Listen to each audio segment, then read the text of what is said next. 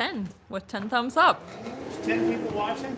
Yeah. Wonder if there's like 50 people originally. But then these are our 10 hardcorers. I don't know. I saw 8 on there earlier. So. Yeah? Yeah. Well, since we're on the cell phone cam yet again tonight, because, you know, Chrysler Ironworks budgets, filming budget is going downhill and fast these days. I'm going to show everybody what I've been working on a little bit, just a little behind the scenes kind of little checkout. I guess I'll bring it not behind the scenes. I'll be showing a grill that I'm working on currently, and we'll do that here in just a minute when some more people show up, but it's going to be important for what we're doing tonight. So tonight I'm going to be making a scroll section. You can stay there, I'll bring it over. Okay. I'm going to be making another little, I'm going to be making a scroll section that looks like this. So this is part of a grill that I'm doing. If I stand in front of it, does that help? Yeah. So this is part of a grill that I'm doing. I changed some dimensions from an earlier test forging. So this is a test sample, and I decided to add an inch to the overall dimensions of this thing. So I added an inch to each one of these scroll dimensions to get more volume out of it and to just fit the frame a little bit better the way I would like it. So this was initial test forging that came out a little too small. So I'm going to do the same thing, and we'll compare the results, but with the longer starting bar stock. I'm going to make up the same little scroll section tonight, but with the longer bar stock, and so that way you guys can kind of see where I'm going with things. And then, you know, I will also be showing the grill and how big of an undertaking this process is. So, but it ought to be pretty fun. Night stream. We're going to forge some scrolls, make some test forgings, and yeah, hopefully teach a little something. Who do we have, Jess? We have Daniel Crawford says, hello, family. Hello, Daniel. Good to see you, fans. Robert Lannis. Robert Lawrence, hello, hello. Thomas says, didn't know you were going live. Didn't get the notification. Howdy, howdy, everybody. Howdy, howdy. Yep, Friday night, middle of the month. Usually we go live. Jeff Killian says, that's pretty. Thank you, Jeff. Josh Montgomery says, Roy is busy putting the Christmas decorations back up. They haven't went down yet this year. Josh Montgomery says, Roy, nope, read that one. Debaka says, hi, comrade fire chaps. Hello, hello.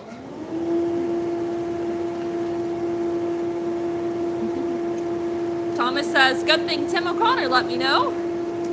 Yeah. Tim O'Connor says, dude, 8 of us has been here since 5. Yeah. Well, thank you. Thank you for being so dedicated. He says, hee hee hee. David Henderson says, good to see y'all. Good to see you. I'll put a little taper on this real quick.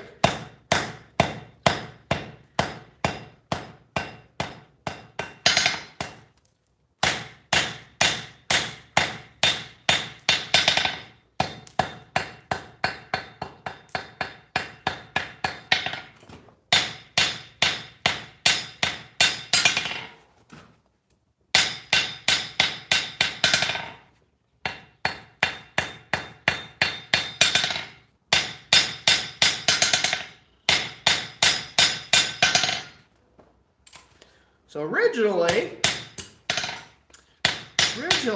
for tonight's stream, I had planned on showing some of the process of me making this grill by just rolling out the scrolls to have all my forge welding done, and tonight would have just been me rolling out scrolls and stuff like that. But I got a little delayed today with working on my septic system, getting that all squared away. So the septic tank hadn't been pumped out in, well, a long time. So we've lived here 6 years, and it hasn't been done the whole time we were here, and I don't think it was ever done with the previous owner. I think they lived here like 4 or 5 years. So it's been a while. So it's probably been just a little over a decade since the septic tank had been pumped. And So anyway, so I had a little bit of excavating work to do to get the tank uncovered and get the lid off and, you know, have the super septic sucking service come out there and take care of business, the business. So yeah, so that was kind of my day. Between that, I had a bunch of other stuff I had to move around. Staging of a lot of different things and items for a lot of the work. We're finally into spring up here, and so a lot of groundwork's going to get done around here on the farm and the homestead over the next several months. So I got a lot of dirt work to do around here.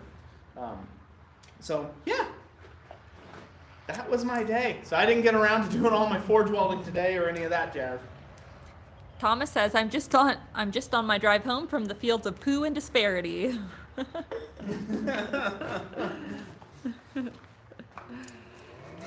Bill Will says, just woke up. Hey Bill, welcome to the party and good morning. Roger Caldwell says, we just picked up our pizza, heading home now. Right on. Tim O'Connor says, oh, outside the castle in Monty Python and the Holy Grail, Thomas.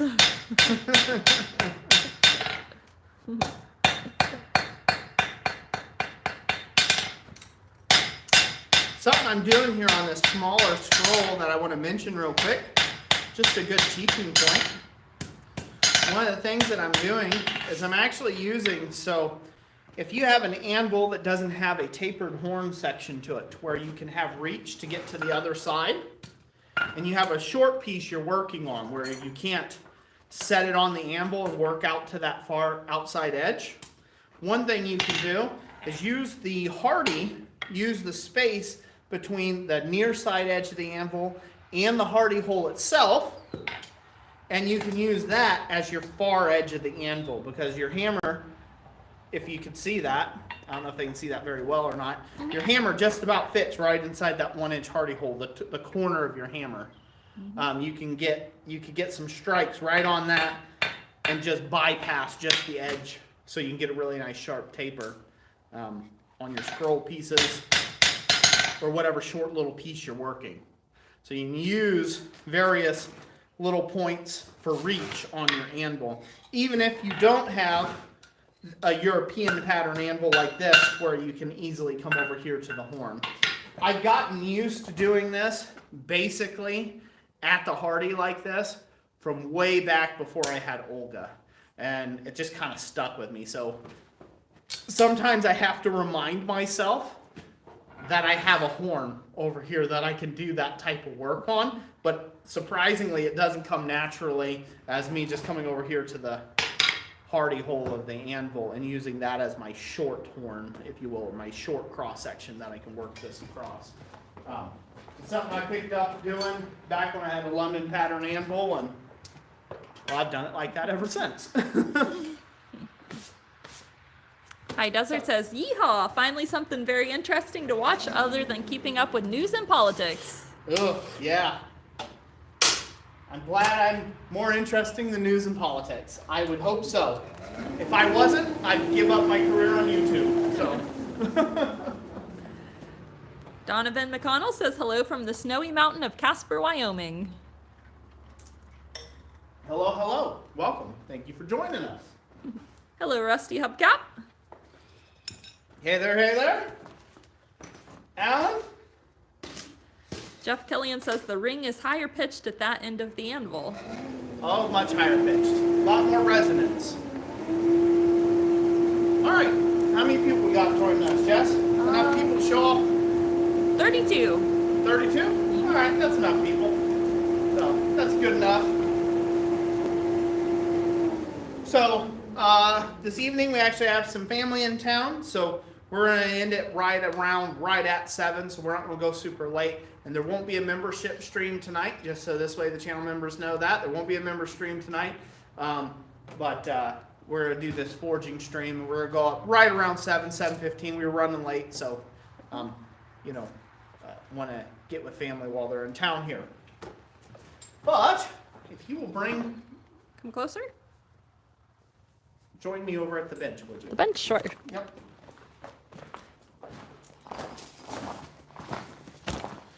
All right. Can they see this stuff okay? I will here in a moment. When Get you it pointed downward. get them pointed down the right way? Yes, there we go. Okay. All right. Can they see what I'm working with? Uh-huh. Here, you want Okay. it closer? No, it don't have to be any closer. It's fine. Okay. There you go. So I'm working on this grill here. I've got all of these. Oh, and happy Easter to you too, as well, Mr. Crawford. So these are the ballusters that go in the grill here. And the ballusters, Thomas and I actually, so I got all the pins and stuff done, and then Thomas assisted me with getting all the collars on. And that was a fun process, actually working with a striker to do that. It saved me the time of having to create a spring tool to do this type of work, to get this collar on here. But so that was fun. Me and Thomas got all these collared on here. So these scrolls are pinned on first, and then we wrap them with a hot collar and get a hot collar on these ballusters here. And so as you can see, they're going to sit inside my frame like so. I've got 3 different ballusters here, and they have a different repeating pattern. And then all these are going to get bloomed out. All these scrolls are going to get foliaged out to look like this inside the frame. So you might be asking yourself, okay, why is all of this up like it is right now? That's not in the right orientation. Well, this is something I stumbled upon in making bevel leaf scrolls. It wasn't going to work to collar these and get a forge weld. I still have to forge weld this. I still have to take a light forge weld on these to weld these collars and fully fuse all this together. But it wasn't going to work if I had the scrolls already made up like so, or bent out in the flat. And it was going to be very, very tedious for me to not burn these up, right? To not burn up all these tips in the fire as I'm trying to forge weld. Let alone the fact that they're stacked together in here pretty thick as thieves, right? You know, it's pretty thick in here. It would be hard not to burn off something in this case. Mm-hmm. So what I came up with and what I developed to do these bevel leaf scrolls is what I believe a very easy way and a much, much easier way of making bevel leaf scrolls. You forge them the hard way first. So you scroll them up the hard way. That means you go on the thin edge and you roll them up. And then these are just basically a twist. And when we get to this a little later on, you guys will kind of see what I'm talking about. But basically, all this is a twist. When I twist this out, it will become this. Mm-hmm. And it's a twist. It's not really a bend or a hammer work. It's actually a twist that you're doing. So when I twist this out, it will form that bevel leaf on there, but I can do it with a pair of tongs and just easily twist it out. And then I've got a really nice, very well looking bevel leaf scroll. Mm-hmm. So what this does for me is this allows me to have all these sticking up out of the fire and not melting off. So I can get the collar down in the fire where it matters most, get most amount of heat put into that, and then not roast off all of my finer detail stuff. Mm-hmm. Robert Lana says that's going to be glorious. Oh, yeah. Redbeard's Forge says pretty awesome. Possum Sausage says a lot of depth to that grate. I like it. Well, thank you. Thank you. Hopefully everybody will like it when it's done. So there'll be a lot of interesting things about it to show off. But yeah, if I move the ballusters here, one of the other things I've done is I've created for myself. Because my plan originally, and I may still do this plan, my plan originally was to take and produce a series of grills. So I actually have a whole series of designs planned to make of the same size, basically all the same size grill. And what I created was a go, no-go frame. So that's the actual frame of the grill right here. And this portion out here, this outer portion, is just a go, no-go frame. So it is just to make sure that my grill is completely square and flat and true in order to save me time trying to square everything up and keep it all square, if that makes sense. So this is something I come up with, do a go, no-go frame to make everything perfect. It's nothing more than just a fixture, right? It's just like any other kind of fixture you might build, stop blocks that are welded on a table or so on and so forth. So it's not nothing miraculous. This particular one, I ended up riveting the corners, and I made sure that these are perfectly square. This is a perfectly square frame. So that means when I make this frame, if it slips in there like it's supposed to, I know that that window grill is perfectly square. Bill Will says around these parts, we call that a jig. Yeah, so, well, here's a good point for another teaching point. The difference between a jig and a fixture, okay, a fixture is something that holds a piece or an item or a part while additional work gets done to it. A jig is something that you do work around. So it's something that, it's a tool that it's a specific shape that you might hammer around. That's a jig. So like a scroll jig is something you would bend a scroll around. A scroll fixture would be something that a scroll would already be made, but maybe it has layout points or tabs where you can clamp it and drill in specific locations or something like that. You're doing additional work to the item that's being held or clamped down. So that's the difference between a fixture and a jig, for those who don't know. But yeah, so it's a pretty simple design. This is what I'm going to be calling in the series. This is the simplest grill in the series of grills that I'll be producing. So I'm calling this the simple grill. I know, simple Baroque grill. And I'll be producing a few more that will get progressively more elaborate and difficult to build. So is the goal with them. So each successive grill will be a level up to this grill. Josh Montgomery says it's going to be hard to find a worthy window. Yep. All right, so that's what we're working on. That's how it be. One thing I will say about computational forgings, tilt that back up there, beautiful. Yep. So one thing I'll say about your ironwork and computational forgings, that's what I call a computational forging. It is something that has multiple components, right? Just like a computer has a bunch of ones and zeros, right? Like computer code, it takes a lot of ones and zeros and dashes and dots and beeps and boopity bops and all this other stuff to end up writing your name, for your name to be displayed on the computer screen, right? Saying, I am Roy, hello. Like that's a lot of stuff going on, a lot of information in computer code. So I've come up with the terminology of computational forging is the way that I like to describe work like that, where there's multiple steps and multiple pieces that go together. Well, each step in the process has its own set of steps in its own process. So it does not behoove you to in computational forging work, whether you're making lock work, whether you're making really high-level scrolls and gates and railings and things like that, it's okay to have a general thought, an idea where you're going. Like, for instance, that grill has to fit a space. It has to fit a very specific parameter that I set for it, or maybe a client set for it. It has to satisfy a very set parameter, so it has to fit the space.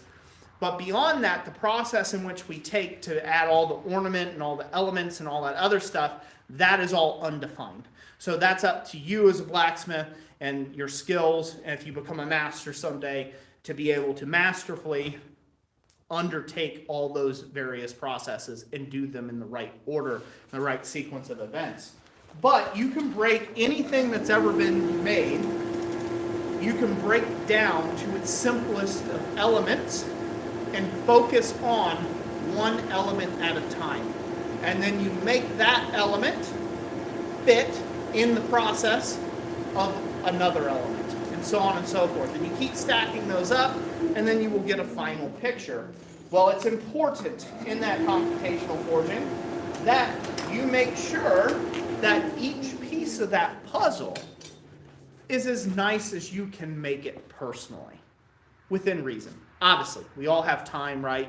We can't spend forever diddling making, you know, one scroll, right? Like making it absolutely perfect and we got 10,000 scrolls to make. But it's important that you make each element as good as you can, given the scope of the project. And then all those pieces, all those little details will add up to the bigger picture. And that's what blows people away, is when you get to the finished work. So you can take your time and, you know, like right now, to make these scrolls, I'll break it down even further. To make these scrolls, this is 1/8 inch by 1/2 inch flat bar stock. I am forging a taper on it the hard way, or edgeways, right? I am making an asymmetrical taper, not a symmetrical taper. That means I'm not making a spear point. I'm making more of a knife blade edge, or a leaflet edge. So I'm forging that taper down to one side. I'm thinning it. That is one step of that process. That's one step of making that scrolls process. The other side is the second step of making that process. Then rolling it up is the third step. So scrolling it up is the third step of that process, right? And if you get all that right, then finally it's attaching it. That's the fourth step. Then it's the final bit, which is scrolling it down and putting it in final position. That's its fifth step. So there's 5 steps in making this scroll bundle, right, look like I want it to look like my design. So you can break it down to the simplest steps. If you make a really ugly taper that's incorrect and it doesn't match all your other tapers, then when you go to the part of making it a scroll and you put it in your frame, it's not going to look like any of your other scrolls because you messed up the taper. So it's important when you're doing that, don't mess up your code, right? Don't put a 0 where a 1 should be, or a 1 where a 0 should be. You want to work on this and do each step as cleanly, forge as cleanly and as accurately as you can, and then you can come along later on, and when everything goes together, all of a sudden, wow, it looks like you're a real genius. Like you forged amazing things. So. Kel the Blacksmith says, Good Friday, and God bless you guys at Christ-Centered Ironworks. God bless and have a great weekend as well as we celebrate what Christ did for us. God bless you as well. May you have a wonderful Easter weekend. And happy Easter, by the way, everybody.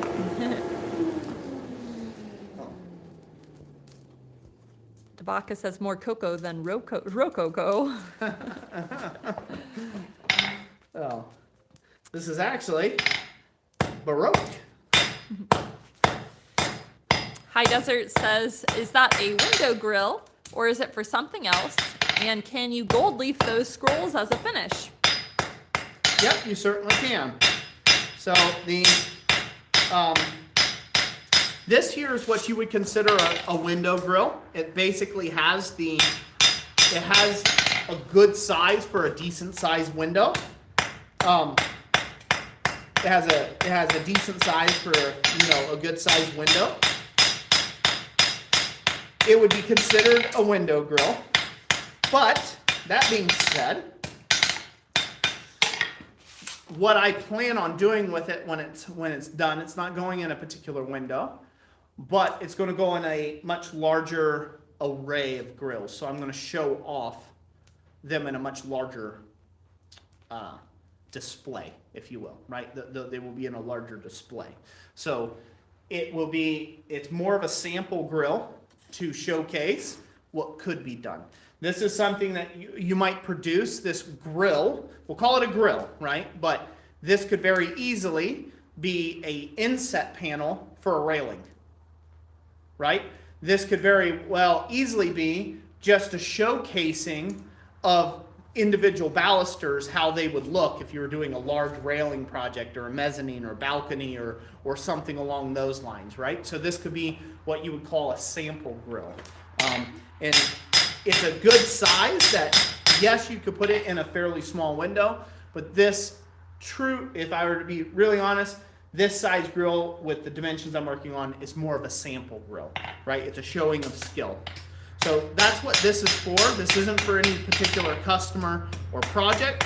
This will actually, when I'm done, this will live in the shop, and it will go along with my teaching when I get back around here in the next few years to going around to conferences and demonstrating. This will be part of my teaching lineup of various things that I'm choosing to share with the world, if you will.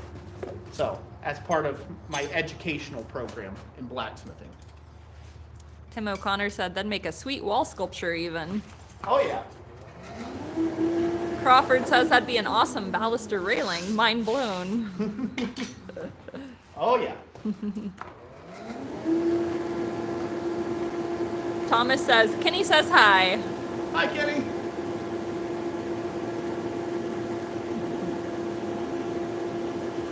And then somebody asked about the going price of coal.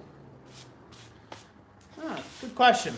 We haven't bought in about a year, so I don't know what it was. I think last time we bought it was from Continental Coal Company. It was $1,200 a ton for our coke, our Blacksmith coke. I think it was, yeah. Delivered. Mm-hmm. So it's $1,200 a ton delivered. Mm-hmm. It's a lot cheaper if you can go pick it up from them, obviously, but the delivery fee cost a bunch. Yeah, they bring it on a semi. It was like $600 for delivering and $600 for the ton of coke. So, yeah. Yep, metallurgical coke. Yep.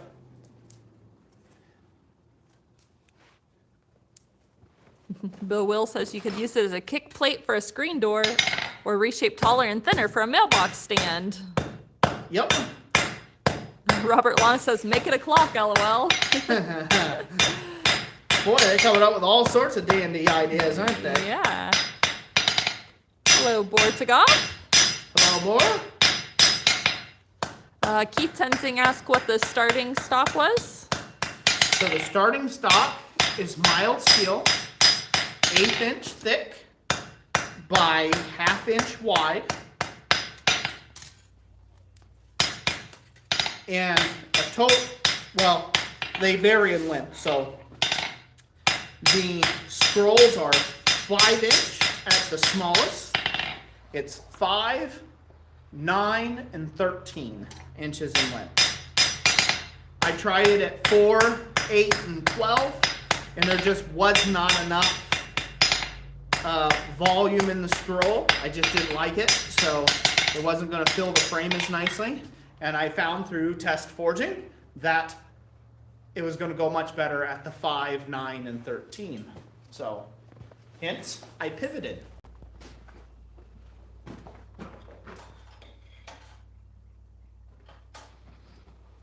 Eric says if coal is expensive or hard to find, my first choice is charcoal, and like Bill said, it can be made up pretty easy. Scale it up or down according to available space.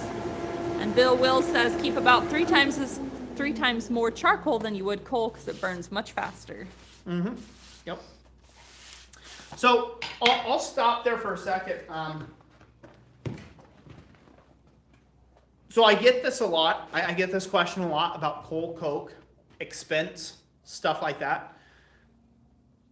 I buy a ton at a time. A ton will last me now because I've got different forges. I got some stuff in the way I do things in the shop. 1 ton of coke will last me just a touch over a year. Probably about 13, maybe 14 months is what 1 ton of coke will last me in my shop. Now, I'm not doing as much production forging as I used to. I used to go through 3 tons of green coal a year. 3, sometimes 4 tons of green coal a year when I was production forging in a professional capacity. So You, as a hobbyist, you will go through 1 ton every 5 or 6 years. You're not going to use as much coke or coal as you think you will. So the cost of $1,200, if you were to have that shipped to you, break that up in your mind across several years, probably 3 years. That would be a good metric for most hobbyist smiths, where you're weekend warrior in it, or you got a few hours after work on the evenings, right? And like that's the amount of time that you can dedicate. You're probably not going to go through a ton of coke within, like I said, probably about 3 years. So you can break that down, and that makes it the most economical forging fuel to actually use. It really does. But in order to get it, and to get it at a good price, you do have to purchase it in bulk. And that is one of the downsides to solid fuel forging, is you have to purchase those materials in bulk, because they're just not going to bring you, you can buy a 50-pound bag or a 20-pound bag online for $50, right? But that's super expensive to buy the bag like that and have someone ship it to you, right? Way super expensive. I don't recommend you doing that. Bite the bullet, buy the full ton of coke, connect with your local blacksmithing group. A lot of folks in your local blacksmithing group in your area, even if you got to drive 2 or 3 hours, put in the work. Put in the work. It's worth it. The effort to go get your forging fuels, to partake in this craft and hobby and enjoy yourself, is worth the effort. And I believe people should do that and not shy away from something and say, well, it's just too ridiculously expensive. Is it though? Is it? It's really not as expensive as the cell phone you keep upgrading every year on your Verizon contract, right? It's nowhere close to that of your little device you're watching it on, or your Hulu account that's costing you every year. It's nowhere close to being that expensive as what it is, when you break it out over a 3-year span that you're most likely going to use it in. Crashing Water says, how do you store your bulk coal? You can store it right outside, laying in the rain on the ground. It came out of the ground, it can go back in the ground just as well. I've heard some guys go, you got to keep it under cover and you got to do this and that. It came out of the ground. It's fine, right? You can leave it out in a pile outside. Mine's all bagged. I bought it in super sacks. Basically, they're like great big 1,000-pound, 1,100-pound sacks. And then I had to bag it out. You could go to a local feed supply store if you've got one, and you can buy feed bags for, 50 cents to $1 a bag, and just bag it out yourself if you want, and then just stack it up in a pile. So that right there, if you go back to that real quick, that right there is 1,100 pounds of coke. That's 1,100 pounds of coke. That's a lot. Mm-hmm. So Thomas bagged these. Shouldn't say I rebagged. I helped rebag a few sacks, but Thomas mainly rebagged these out of the super sack that we had, and he overfilled these. These are way fuller than what they send them. They send them in 40-pound sacks. This is probably 100. These are pretty close to 100 pounds. They're like 70, 80 pounds a pop. These sacks are. So we really filled them all the way out. So this has a lot more volume to it as 1,100 pounds. But I would say that you can probably look for something. It's roughly, 2,000 pounds of coke. It's going to be just a little over maybe 4 foot tall, probably 5 foot tall. And you're looking for, it'll probably be 4 by 4, basically, by about 5 foot tall. Will be about a ton of coke. So it's worth buying in bulk, is what I'm saying. You can find a place to put it out back, put it in the shed. You can buy half-ton amounts, right? You're going to pay. You still have to pay the same delivery fee. That means your cost goes up. But for a lot of guys, again, a half-ton might last you 2 years, of coke. So the cost is insignificant when it comes to that. You'll spend more than that in propane, guaranteed. Just letting the propane fork run and eat you out of house and home. Put it to you this way, when I'm production forging in the gas forge, I will go through $270 of propane every 4 days. So, when I'm production forging out of gas, out of that big Mankell gas forge. That's a lot of money. That's a lot of coinage, right? So, I buy the gas involved, buy the coal and coke involved. I know I'm speaking from a place of professional side, but if you're real serious about this hobby and you're going to stay in it for longer than a minute, it's worth you buying your materials in bulk and saving yourself a lot of pennies, you know? And then you've also got the local market. Say you got another guy and he doesn't have coal. He doesn't want to go out and buy 1,100 pounds. He just wants to try it out. Sell him a sack of it for 50 bucks, right? Or 75 or whatever, right? And then you got your local market covered. Yep. Well, who knows? You might even have your own self a little business going there. Side business. Go ahead, huh? Warp Fire says, but for proper blacksmith's coke, I suppose you need a good forge. Yeah, I mean, any blacksmith forge will work. Or a hole in the ground with a tweer coming into it, you know? Anything like that'll work. You're just burning carbon and rocks. Hello, Speargrass. Hello, Adam. Says he's driving. Hey, hey, hey. Well, glad you can listen to my sweet, sultry voice as you drive. All there out there in the Australia. Crawford says, I'm drooling over your stack of bags, LOL. Well, thank you. Thank you. That's my flex. I don't have a Ferrari or anything like that, but I got 1,100 pounds of coke, though. Technically 2,200 pounds. Roger Caldwell says, I go through about 250 to 300 pounds a year. Well, there you go. 250 to 300 pounds a year. You take that, if you take that math, right? It's not hard to figure that out, right? It's a lot of years. A ton of coal or coke would last you 200 a year. a really 10. long time. 10 years at most. Yeah, Yeah. right? And so it's nothing. Nothing in comparison, so.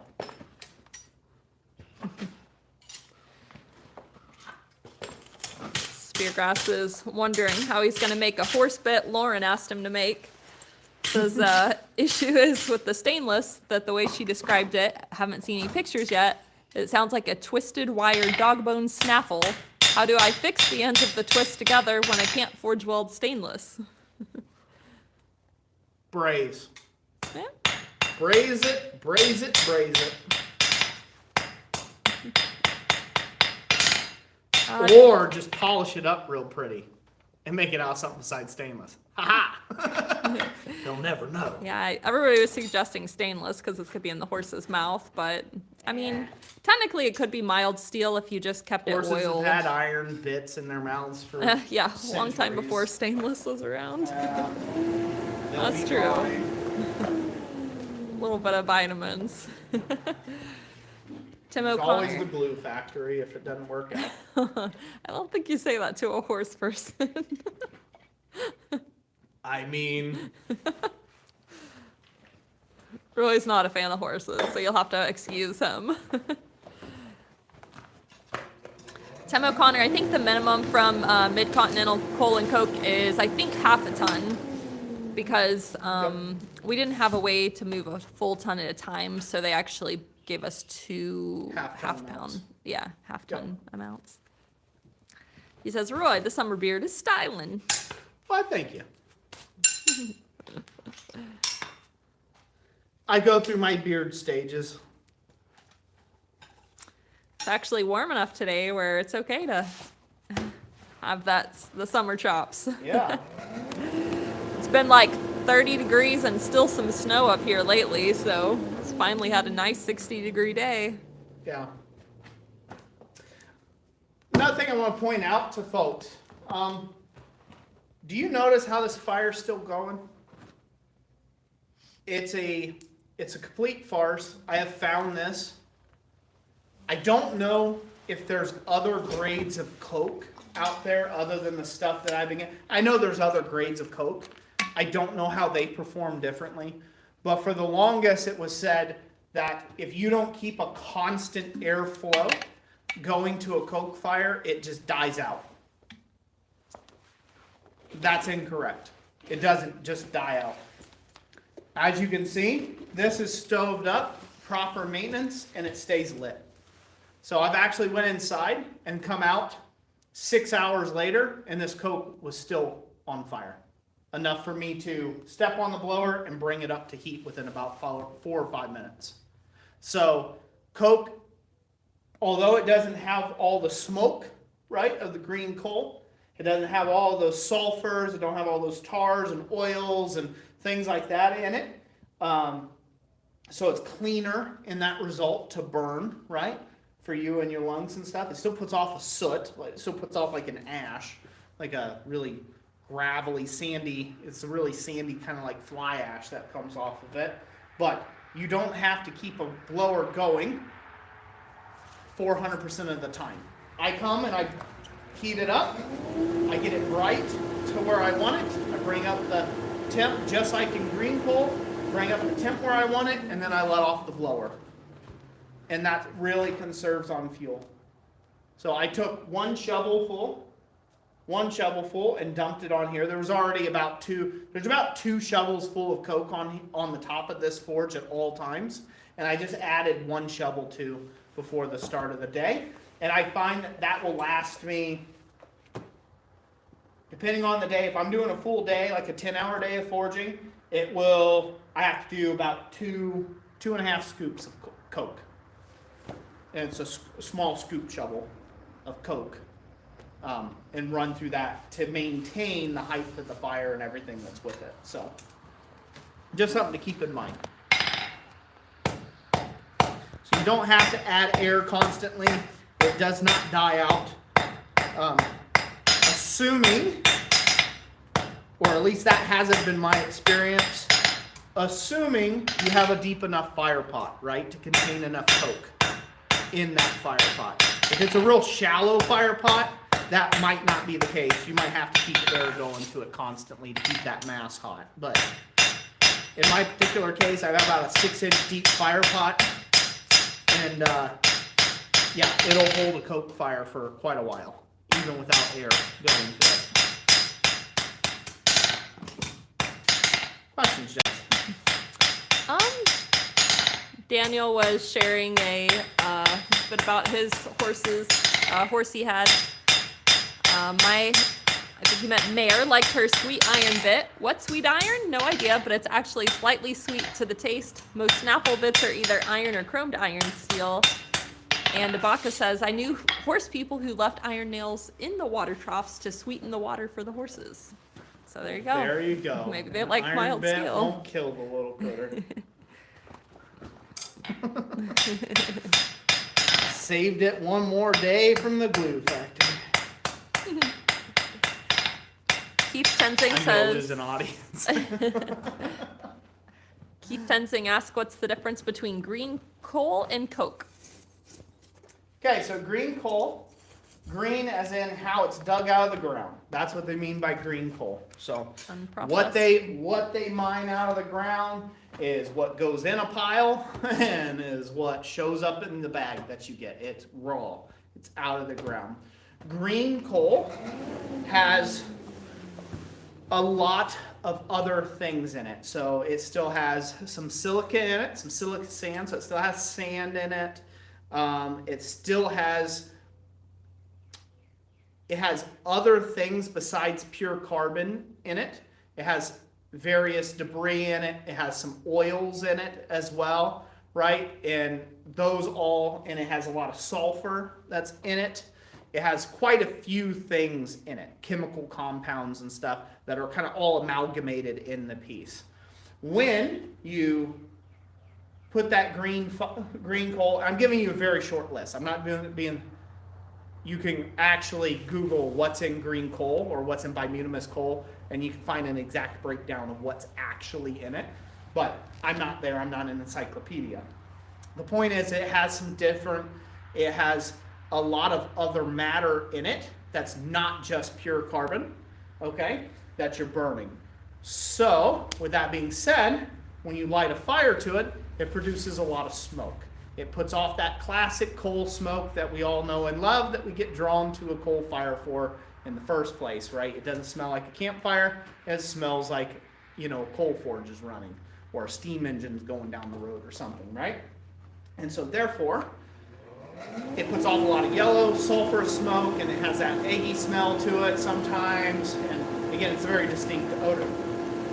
Well, coke is what is produced when all of that foreign matter and material gets basically boiled up and out of it. So it kind of bakes out of it. And when it does, the coal swells and it gains surface area. The carbon lattice structure gains surface area and it becomes coke. And that's this porous rock that you see here in my forge fire. So bring this up a little closer to the camera. Hopefully you can see that. You see how that looks like a lava rock? Yep. See all them holes in there? All them holes in there is because all is left because of all those impurities basically boiling and popping and kind of centering out of this. And what you're left with is pretty much a piece that's almost pure carbon. It's not, it's still got some stuff in it, right? Like it's an imperfect material because it's not a complete burn. So this still has some impurities in it. It still has sand in it, actually, silica. That's where your clinker comes from. So that's another farce about coke. People say coke is clean and doesn't have clinkers. That is incorrect. It still has clinkers. It still has plenty of clinkers. I can pull some big whoppers out of my fire. And I have done. I'll go grab those real quick. So this here is essentially sand. It's molten sand. This comes out a lot of this. And so as this is boiled off all of its impurities and it's this and that, all this is left with is some sand still left in it. And as this breaks down, you burn up the carbon element of it. This comes out and it basically metastasizes at the bottom of the forge. Does that make sense? Mm-hmm. So that's what you're left with. This is just molten sand and junk and bits of iron that came off your, bits of iron and scale that's come off of your piece while it's been in the fire forever, that sort of stuff, right? Mm-hmm. So that's what comes off that. We'll compare that. I'll grab a bit of green coal and see what green coal looks like.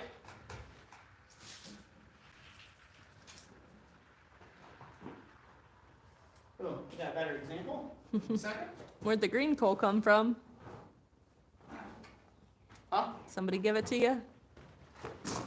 Yeah. Oh. This is green coal. Shiny. Do you see how it's shiny? See how there's no voids in this whatsoever? Mm-hmm. Because it's being held together with all those tars and all the petroleum oils and all the various other things that are in here. All the basically uncompressed and undigested plant matter and various other things that happen to be in this when this coal was formed. So, do we see the difference between the coke and the coal? Mm-hmm. Yep. Now, this is a large chunk. This would burn real dirty. This is a smaller. This would have been a smaller chunk, obviously, of coal. But you can see the difference in the porosity, hopefully. Yeah, definitely. In those. Doesn't even look like the same material, really. Nope, it doesn't. So this is how it comes straight out of the ground mined. This is how what happens after they put it in basically a big pressure cooker and bake all the non-carbon elements out of the coal. You get coke. That's what you get. You produce the same thing in your forge fire along the edges of your forge fire where that is baking away and it's losing all of that tars and whatnot. It's all becoming smoke, basically, right? That's where you get all them sulfurous smokes and all the oils are coming out of it and things like that. And as it bakes away, it turns and converts to this while losing this in the bottom of your fire pot. Mm-hmm. And so that's the stages. This coal here is actually lignite coal. So this is at the top of the coal seam versus anthracite coal is all the way at the bottom where it's much deeper in the earth. Anthracite is. Lignite coal or brown coal is more surface level coal. They don't mine this anymore, but this, I argue, is the best blacksmithing coal you can possibly smith in. Anthracite is the worst. It's like burning rocks. It's terrible. Anthracite doesn't ever coke. It doesn't get this porosity to it. You're burning a pure almost a pure carbon structure. So it's like burning a rock versus, you know, burning something that can actually burn. In anthracite, you do have to keep a constant flame and air to in order for it to burn. Otherwise, it just goes out fast once all the oils are gone out of it. Yeah. So you have to keep that air going and keeping those things. If you watch a piece of anthracite, it'll go from this, and it'll just look like as it burns, once all the oils are gone, it'll just pretty much just kind of shrink. It doesn't ever balloon up. It doesn't ever kind of popcorn up on you and develop coke. Not like bituminous coal, bituminous, whatever, you know, coal makes. So hopefully that helps.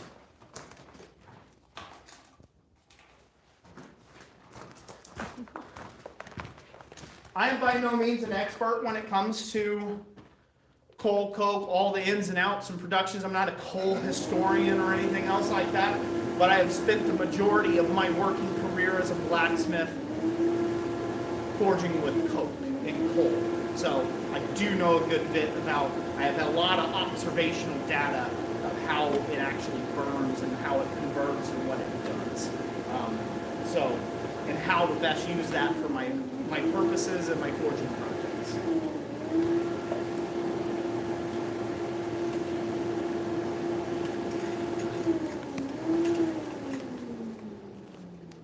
Is that beautiful? Oh, no. Just looking. Several people were saying it was 80 degrees where they were at today. Ooh, you all can have it. Let's go to a bit of a side angle so that's why I can roll the scroll there. Okay. No way they Still can like see kind of it. like right over here if you could. Okay. And keep her in somewhat tight. Okay. We'll roll this up. This is going to kind of go faster All right. rather than slower.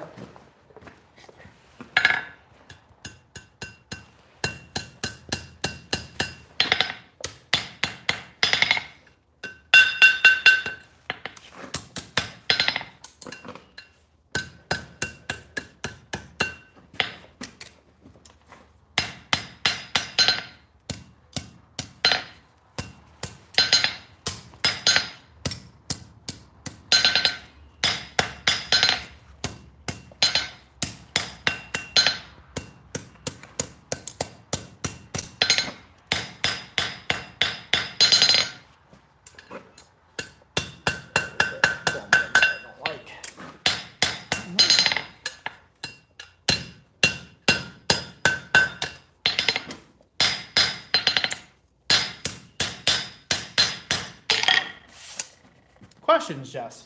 Yeah, it took me a minute. I was like, why is it not? For like 10 minutes, there was no chat comments.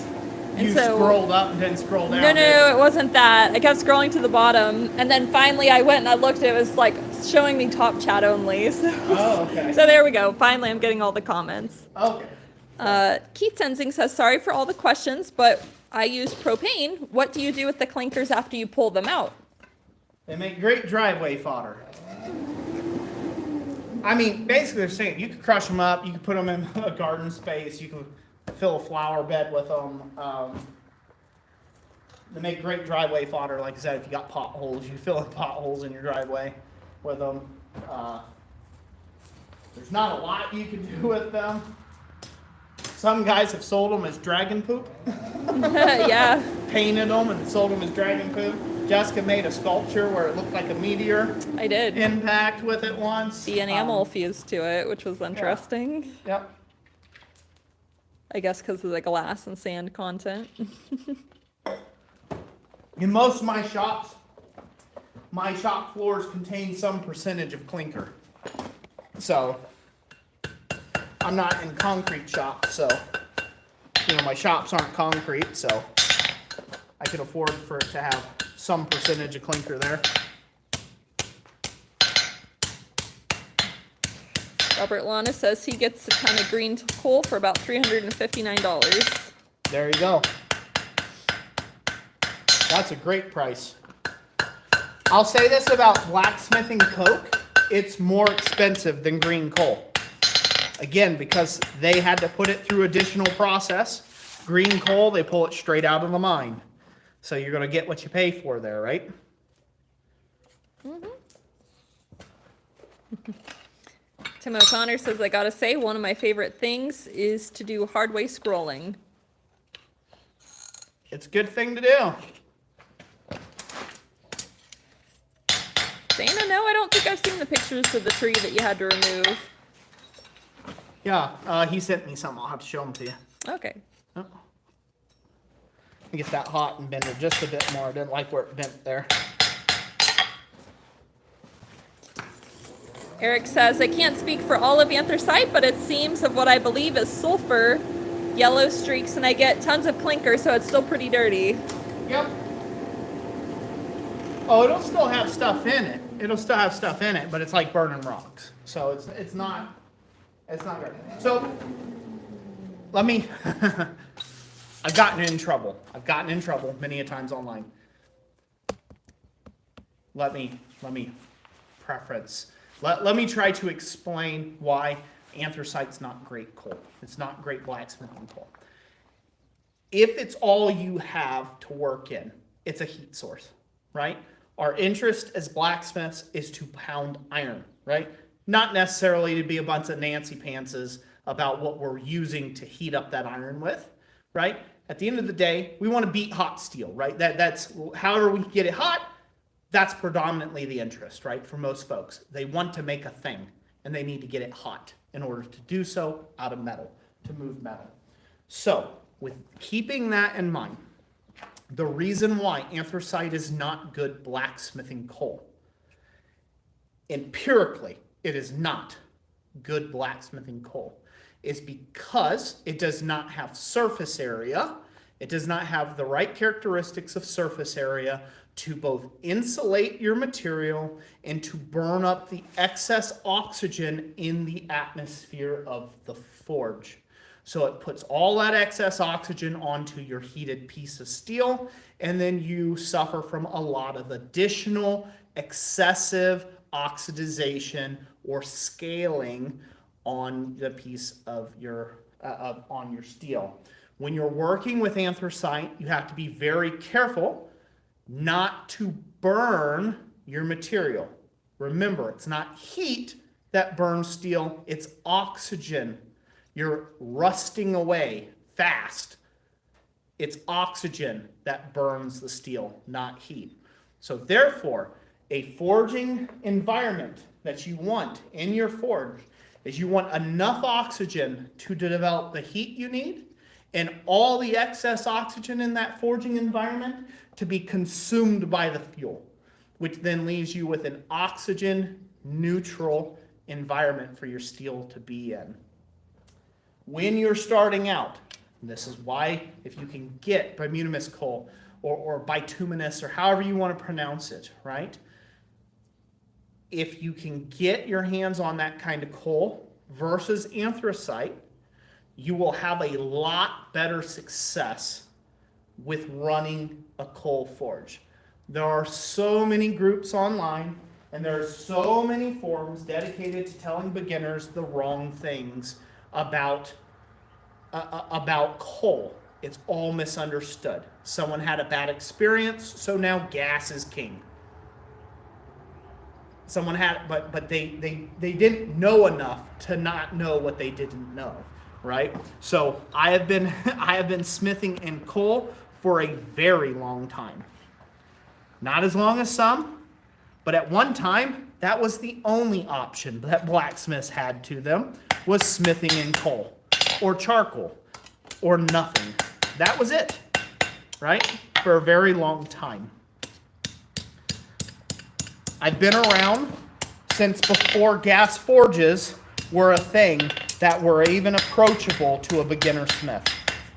Believe it or not, they used to cost they used to cost up to several $1,000s. I come from the time when it was very expensive to get into gas forging. So, and only production professional shops had gas forges. And the only homeowner available models out there, I come from a time when the 20-pound propane forge was actually a fad, and it became a thing. Why? Because someone figured out you could get this K-roll material, and you could take and coat the inside of a 20-pound propane cylinder, and boom, you've got a gas forge. People figured out how to take and make a burner. There's a lot of different designs out there. A lot of guys pioneered that long before I ever was around, right? They ended up pioneering, and that was it. But to get a professional forge, one that was made for you, or this whole thing of going out and buying them on the internet, lickety-split, and having them to your doorstep next day via Amazon, was not a thing when I got started in smithing.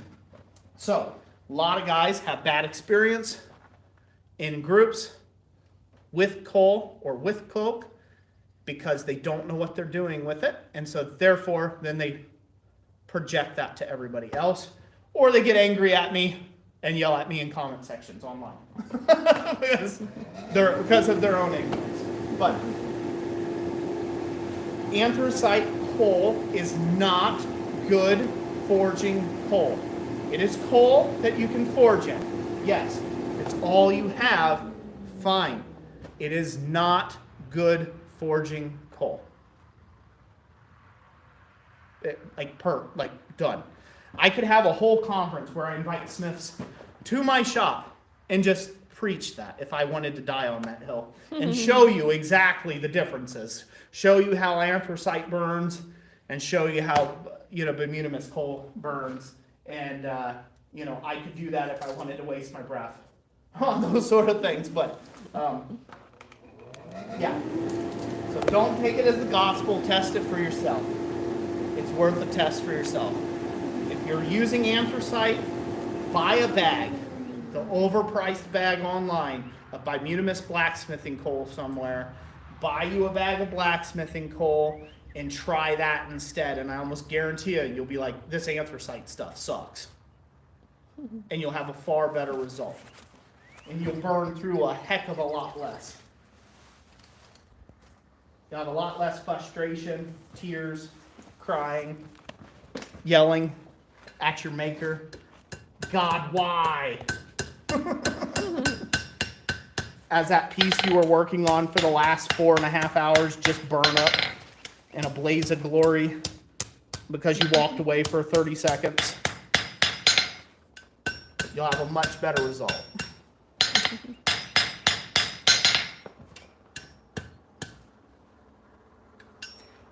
Just to let you know, we're at 6:51. Okay.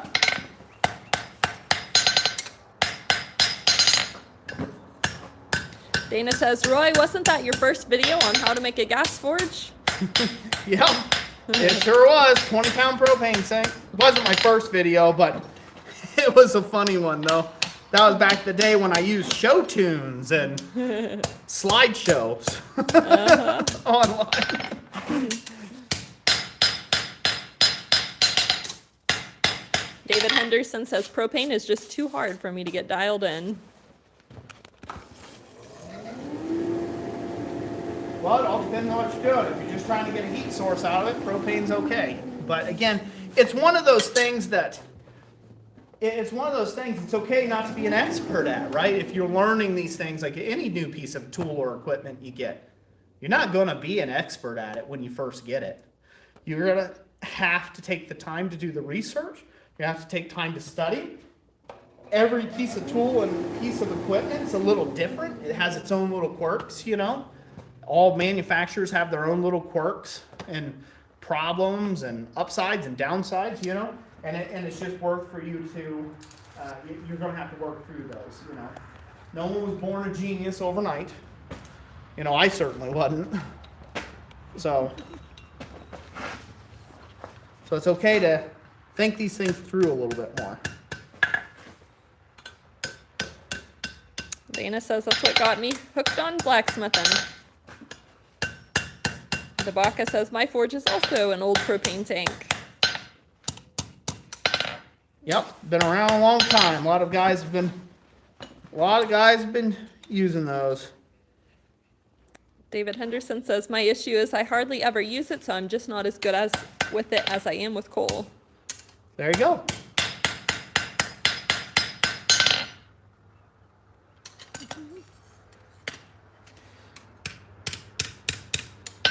Granddad says he woke up, he took a nap, and now it's Christmas.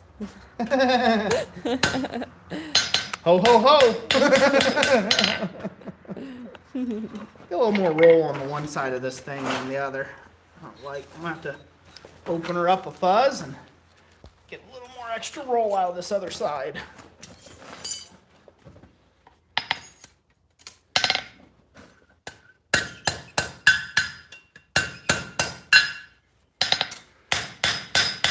Tighten that up and then bring that on around.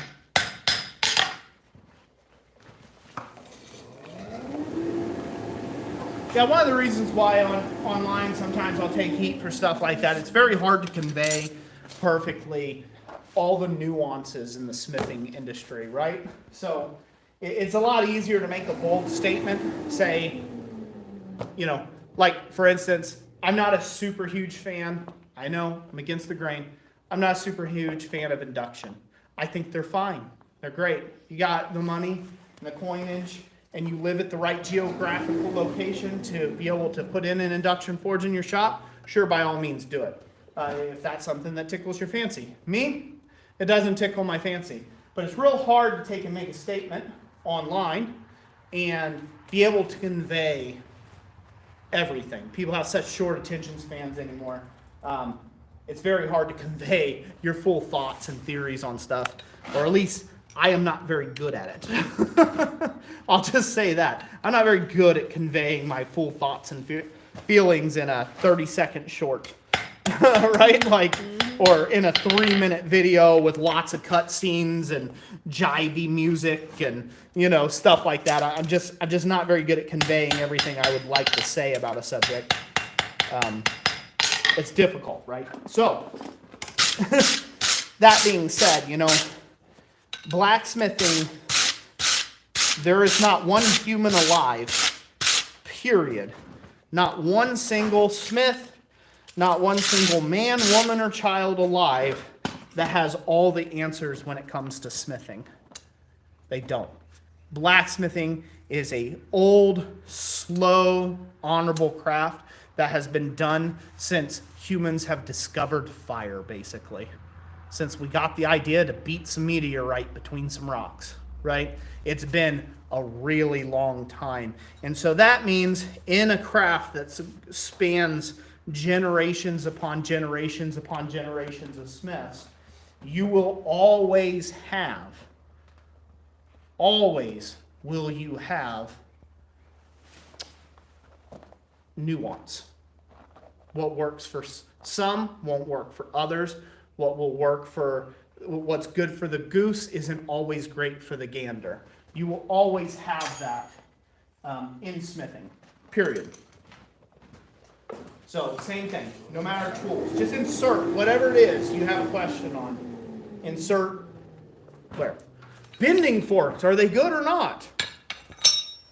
Are bending forks cheating? I remember a time there was literally a discussion online forum about whether bending forks are considered cheating in scroll work.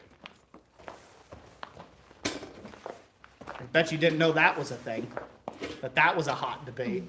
Ooh, how much of a nerd do you have to be, right, to talk about whether bending forks is that's a subject of whether that's traditional or not, or whether that's, you know what I mean? Like, you gotta be a pretty big nerd to have a fight, an online chat about bending forks, right? But again, there's nuance, right? There's some areas of the world that's all they do is roll up scrolls with bending forks, and you know, that's it. They freaking work them up fast, you know.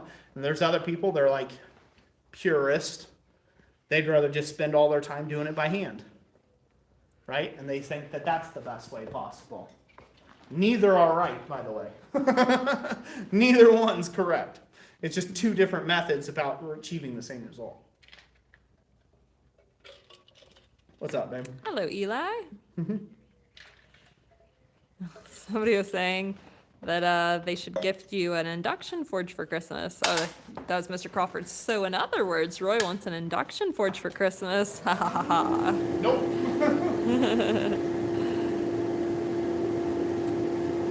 Uncle Buck says, I was born a genius. The older I get, the dumber I get. Born a genius and die a dummy, huh? That's all right. We'll all do exactly the same thing.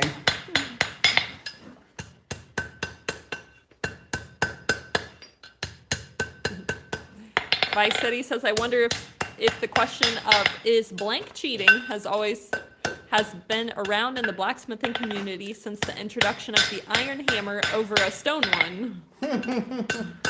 I don't know. I imagine so. I will find that probably the people that have the most to say in those type debates are people who are not doing the craft for a living.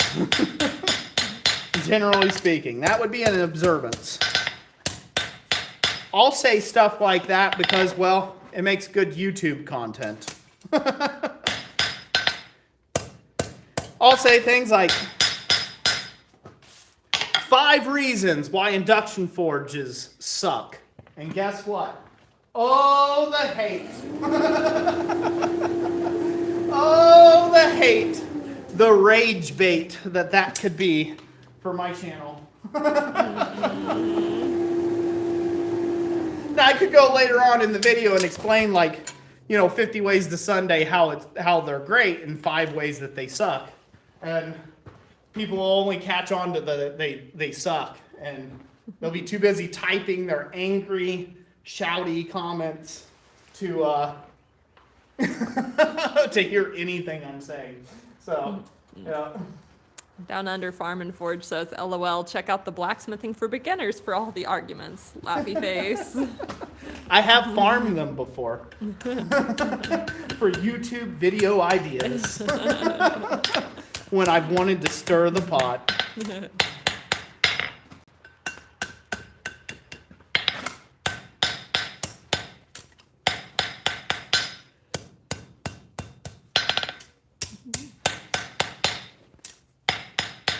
Baka says it's cognitive bias.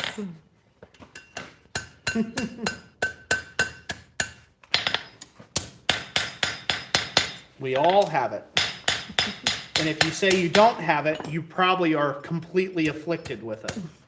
Because you're biased in the thought that you don't have it.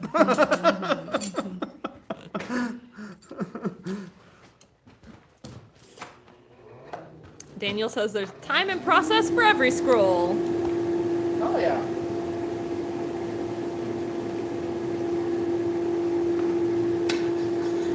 High Desert says, where would be the better or cheaper place to buy horseshoe nails? Amazon, Lowe's, Home Depot, or at other big box stores? Question mark. We bought them. Best is a Farrier Supply. Yeah. That's going to be your best bet. Get them out of don't buy them anywhere else. The Farrier Supply. If you buy them somewhere else besides a Farrier Supply, all you're going to end up with is someone who has bought them at a Farrier Supply and put a big markup on them. So that's the cheapest rate. If you want easy and accessible, buy it wherever you can find them. If you're not totally worried about it being super economical. Generally speaking, if you make a lot of hooks or a lot of horseshoe nail hooks or horseshoe nail items, it's really behoove you to just go ahead and buy them in bulk. Buy them in several cases at one time. You can usually save yourself a boatload of money to buy them by the case.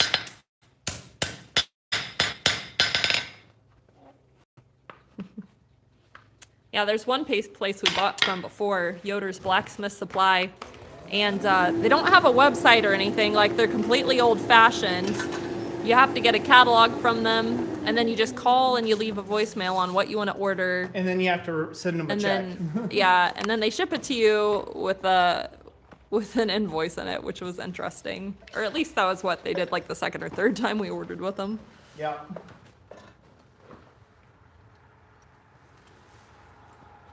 Somebody's having a birthday. Eli's birthday, huh? Happy birthday, Eli. Big man. Hey, big man.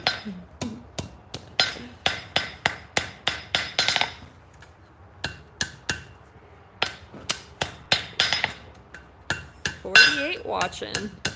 That's Right on. 43 on my end, but might not have updated.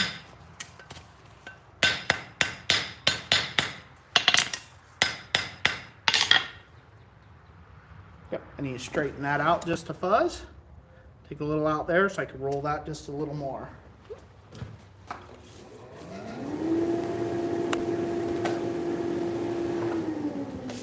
Scrolling forward to the rescue.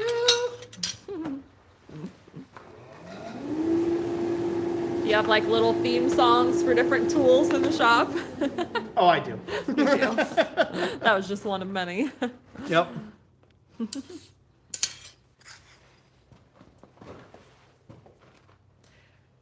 Corey says, because I got to practice making small hooks and stuff. Small hooks and such. Keith Tenzing says, I have not been able to get on the live streams lately. When is the next giveaway? That'll be at Christmas. So I should probably point that out, huh? Yeah, wouldn't hurt Since we to talked recap. about it. Revamp that. Yeah. Talk about that. So yeah, so this year we decided to go away with the giveaways, the monthly giveaways, and just do forging and teaching streams for the year of 2025 here, instead of doing a year of. And therefore I can save up enough money for the Great Blacksmith Christmas giveaway live streams, so I can put all my efforts there when we do a big giveaway. So we do that during the Christmas live stream instead. So that's what gives about the giveaway lives. For those of you who are not in the know, or if you have been curious. Like, when is he going to give away that free toaster? Never!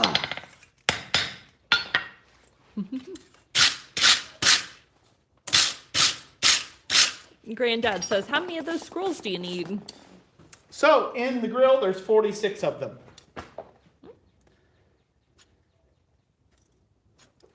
Yep. So that's my second one down. I got one last one to do. Scroll up there.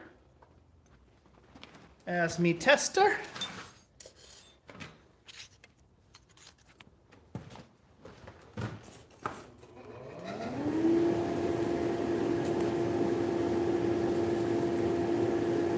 Darren says, well, folks need to jump off. I got a bedroom to clean the fallen roof off of. What's that? He says, I have a bedroom to clean the fallen roof from. Oh man, I'm sorry your roof fell, buddy. Take care of yourself out there.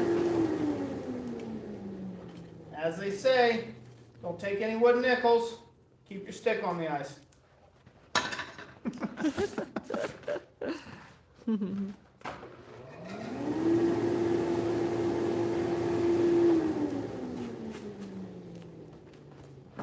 All right, what else we got?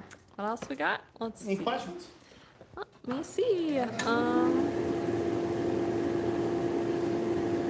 Eric says that maybe Daniel could try making some of those horseshoe nail hooks when he's not out looking for work.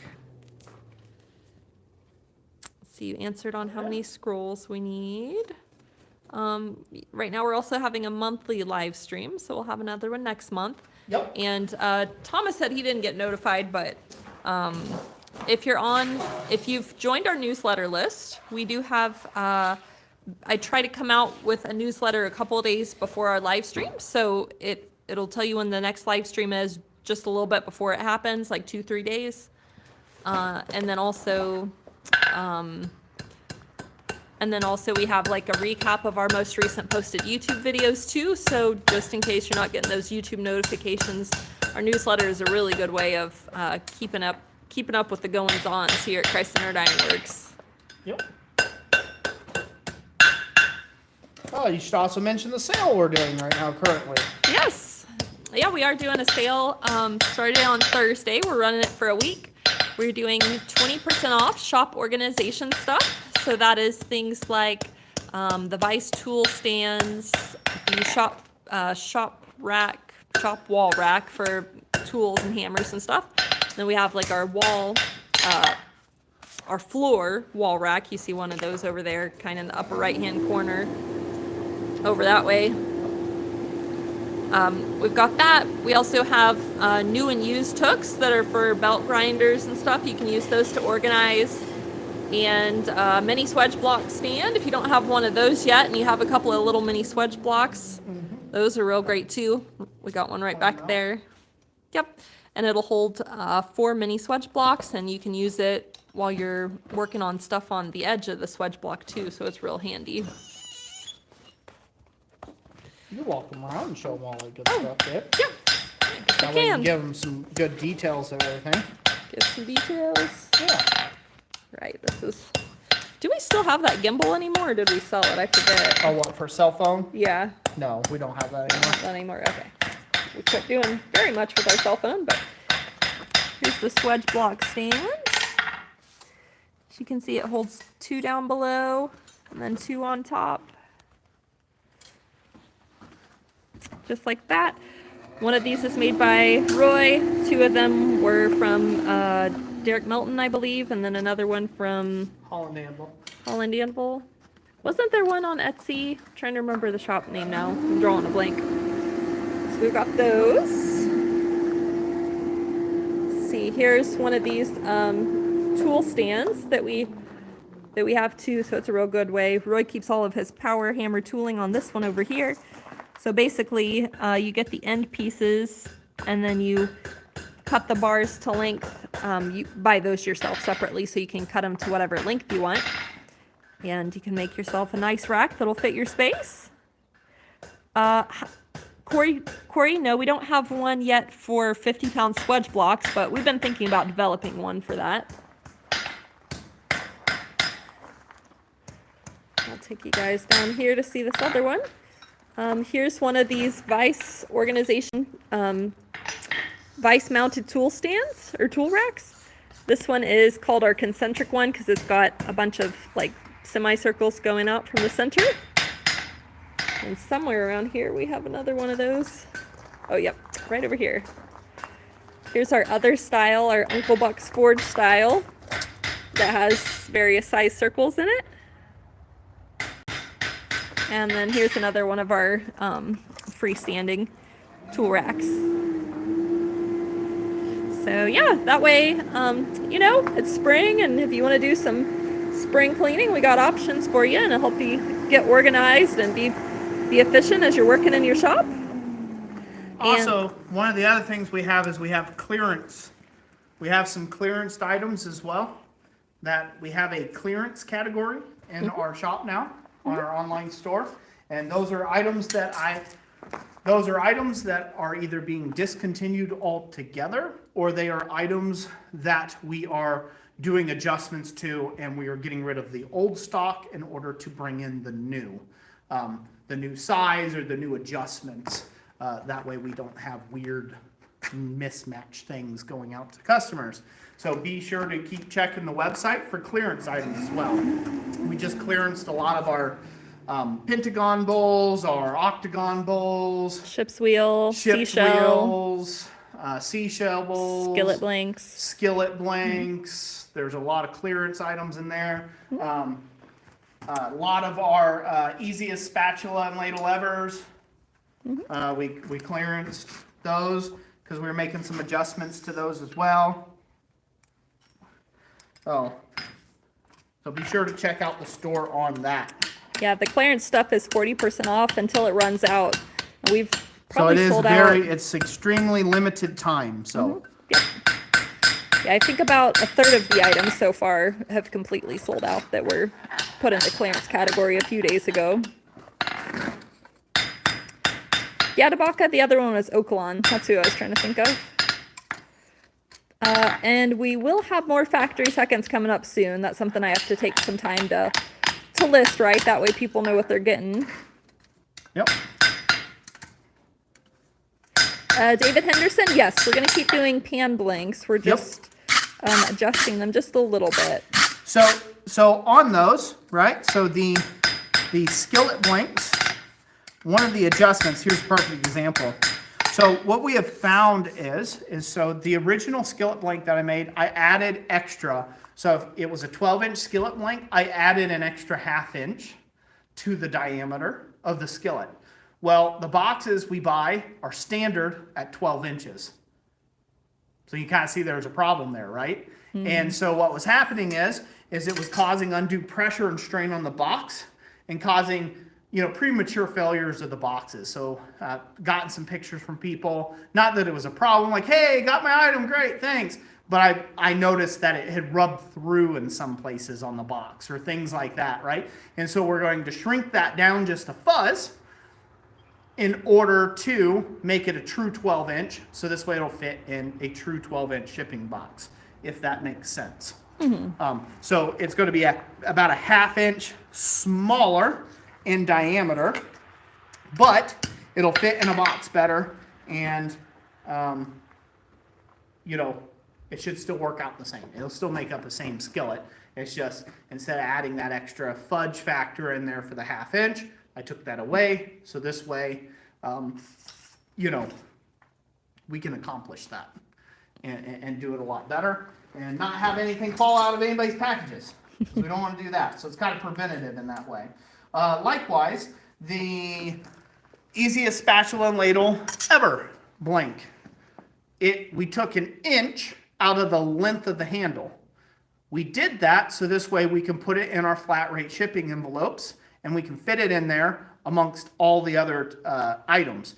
It would fit in there by itself, but as soon as you ordered a few other blanks with it, now we had to put it in a box. It was going to cost more to ship and things like that. So we're just trying to streamline our process, streamline our shipping materials, streamline all those things so we could better service the blacksmithing community as a whole. And so by just cutting 1 inch out, the whole idea behind those is you still want to forge the handle out anyhow. Just by cutting that inch of material out, now we can fit it in a flat rate shipping envelope a lot easier, along with a bunch of other blanks, which then saves on the cost of the shipping, if that makes sense. Mm-hmm. So one of the other things that it saves on, that many people don't know, and I'll just talk about it briefly here. A lot of people don't know this, but the steel prices in anticipation of tariffs and things like that, they have already pre-jumped in price.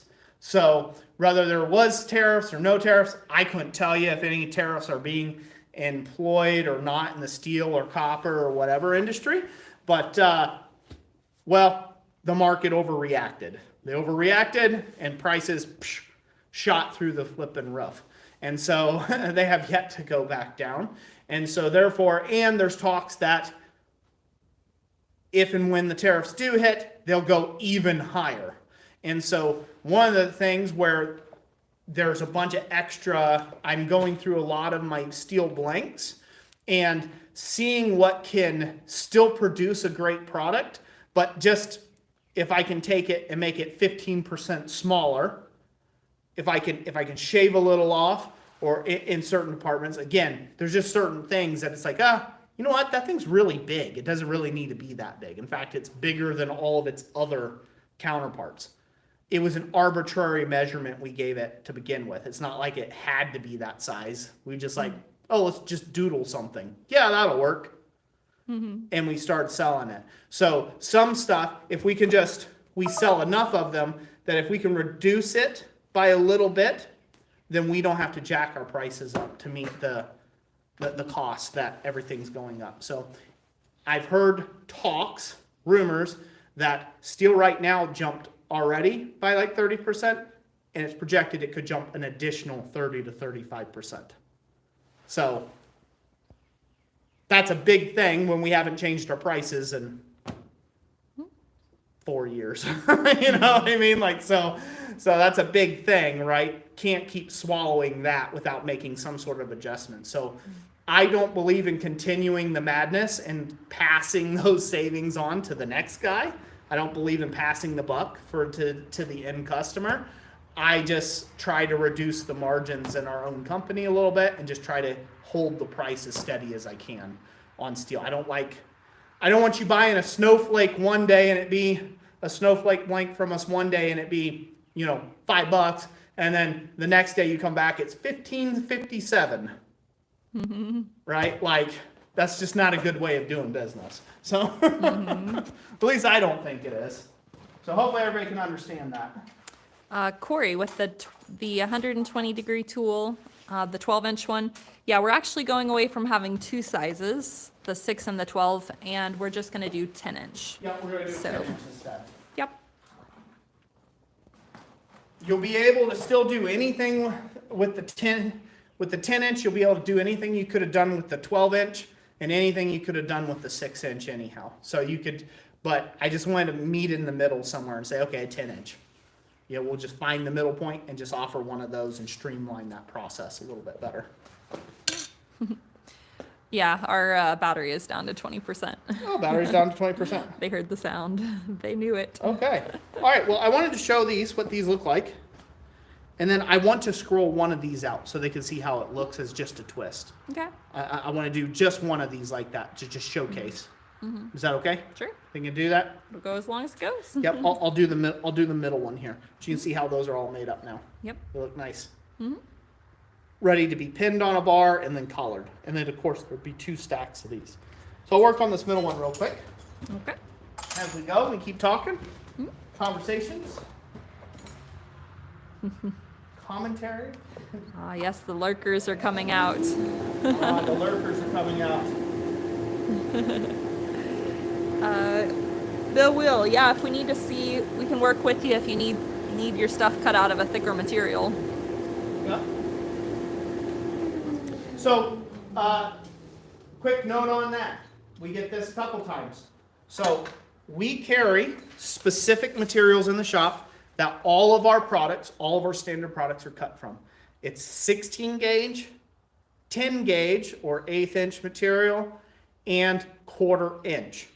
We have those in stainless and copper. Well, we don't have 1/4 inch in copper, but we have it in stainless, and we have it in 10 gauge. We have it in mild, stainless, and copper. Those other two, except in 1/4 inch, right? We don't do that in 1/4 inch for those. We have 16 gauge and 10 gauge in both copper and stainless. If you want to order something that is thicker, okay, I have to buy a singular sheet. I have to buy an entire sheet. We don't carry any other sizes. So we don't carry 1/2 inch, we don't carry 3/8, we don't carry 5/8 plate, we don't carry 1 inch plate. We don't have the space or the facility to be able to do that or the extra money for me to shell out for that plate. So if you have an order, let's say you need to, I don't want anybody to get sticker shock. Say you wanted something we made, say you wanted a 12-inch disc, but you wanted out a 1/2 inch plate. But you only need one of them. I have to buy a full 4x8 plate of 1/2 inch plate. So that one circle is going to cost a lot of money. So keep that in mind when you order from companies, unless they have the plate on hand already. But we don't have any tools, we don't have any regular things that we would cut from 1/2 inch plate. So if you're wanting 1/2 inch plate, or you wanting 3/8, or you wanted 1 inch plate cut, we can cut it for you. But keep that in mind, we have to tack that plate cost in on the job. So you may want to make sure that whatever you're ordering will spread the load of that cost out, if you can. Not just a one-off item and then get sticker shocked because it's like, I had to buy that plate for $400, and so now I've got to quote you $400 just to break even. And that's not even labor or anything else because you wanted a 12-inch circle cut out a 1/2 inch plate, right? That's absorbent, I agree, but... Yeah, we don't have any scrap yards where we could just go pick up a chunk either. Yeah, we don't have a place where we could just buy a quick drop of that kind of size plate without spending $300-400. So just something to keep in mind when you're ordering custom out of our normal flow. Not that we can't do it, but that's what you're dealing with.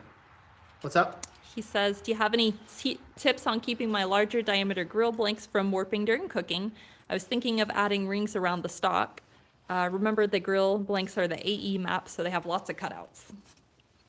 I think, what was the biggest we did? Like 16-inch before? And it has a lot of warping when cooking.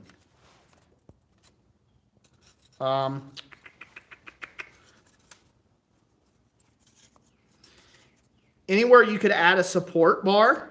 So like if you can make a plus mark of sorts underneath the bars, if you could go around the rim.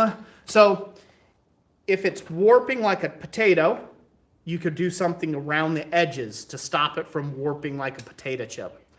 If the center of it is, say, getting really hot and it's buckling, you have to put a support bar across to stop the buckling from happening. Hopefully that makes sense.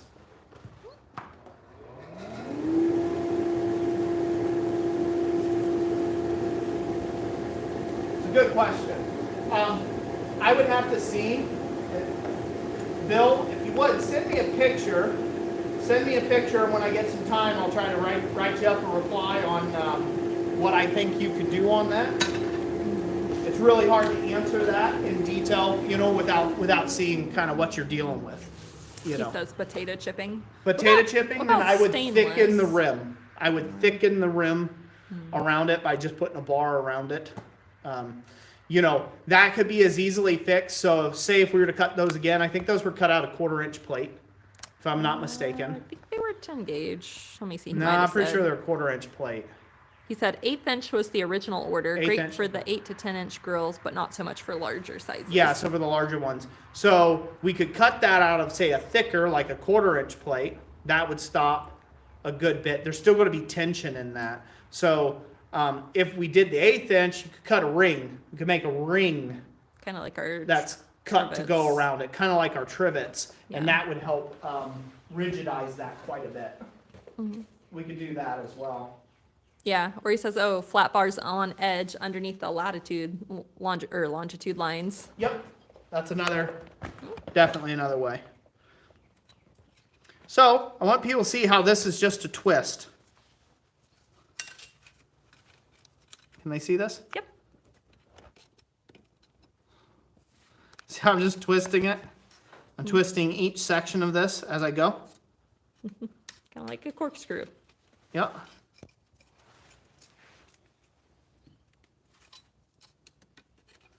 And then I can just rotate this back in spot. A little less twist out of it. Come on, you.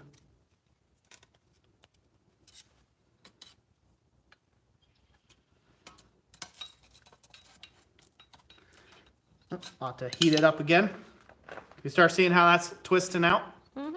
Yep. This is a lot harder to do, by the way, just like free in the air. It's a little easier if this was locked to a bar to do this, but you guys can hopefully kind of see how that's going. Gives it a lot of volume. Mm-hmm. It does. Which I like.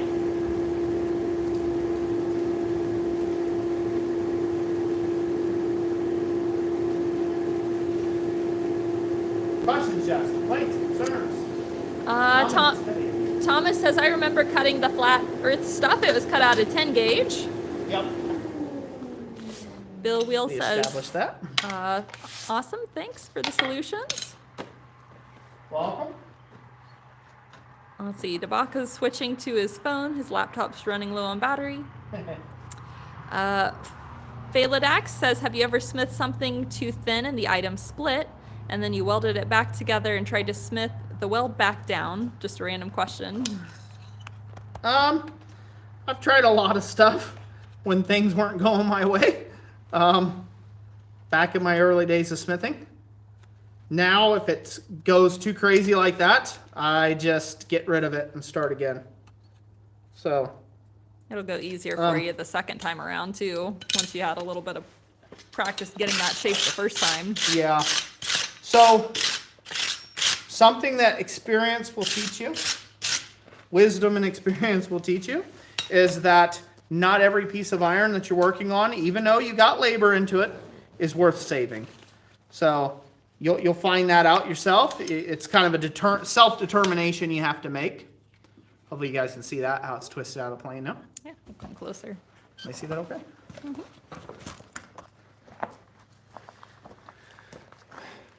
Experience in the forge will teach you that not every piece of iron is worth saving. It doesn't really matter how many hours you've got into it. Sometimes it's just worth chucking to the pile, taking it as a learning experience, and starting again. And you'll be much happier with the second result than you were with the first result. That's hard to do, especially when you're starting out.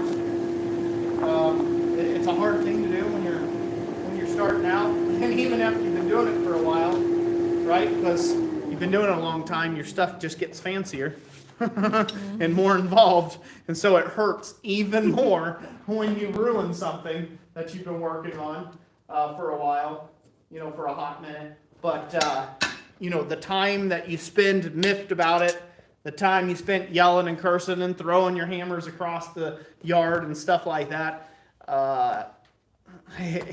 you find that it's kind of just pointless. You could have started over again and already been back to your normal, back to the original state. So if you notice something starting to go awry, that's the best time to stop right then and fix whatever it may be. If it continues to go, if you keep chasing it, oftentimes it just gets worse. So like most times, like if you had a split at the end of the bar, I might take a light pass to see if I could weld it real quick, but I'm not going to spend a lot of time on it. If it splits, I'm going to chuck it. I'm just going to start again. I won't spend any more of my lifetime trying to chase a problem and correct for that. There is a place and time for that, but generally in most cases, you can do without. Hopefully that's helpful to you. Says, gotcha. I see that wisdom. Then trying to salvage a piece. Better off trying to get through the ache of floss early. Yep. You just get so much further along than sitting there trying to chase down a problem. Yeah, it just never works out. If something didn't quite happen the way you wanted it to, that means something along the path didn't work out. So there was a problem that wasn't corrected early on. So for instance, like if these scrolls weren't coming out exactly how I would like them to look, and I'm chasing a problem, and I'm chasing a problem, and I'm chasing a problem, and I'm chasing a problem, it's because somewhere in my journey of making this scroll, I did a no-no. It's better to stop, analyze where that problem originated from, and then just stop. Go make you another one, and don't do that problem again, right? So like, for instance, say if I always had some weird bin developing somewhere. Look at it. Is it a thin spot, right? Scrolls are real good highlighters of this. If you don't have a really nice smooth symmetrical taper when you're drawing things out, right? You don't have a nice smooth bit of iron, and you've got a hammer blow, a weird thin spot in it. When you go to roll it up, it's always going to bend at that thin spot. And so you may not even see it while you're doing it, right? And you go to scroll it up, and all of a sudden now it's bending this weird kink in a spot. You're like, what the heck? Don't worry, happens to me all the time. Sometimes I just get a little carried away and accidentally get a missed blow, and then I didn't pay attention enough, and later on down the road it comes back to bite me. It's better off for you, the smith, to stop right there, pause, analyze what's happened, where it started from, and then don't make that mistake again, and you set this piece off to the side as a learning curve. So that's the best advice I can give for anybody who's doing that. And that does not matter whether you're a beginner, whether you have been doing it a long time.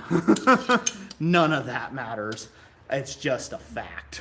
You'll spend way more time chasing problems than you would, and end up with a less satisfactory result than if you would have just started again.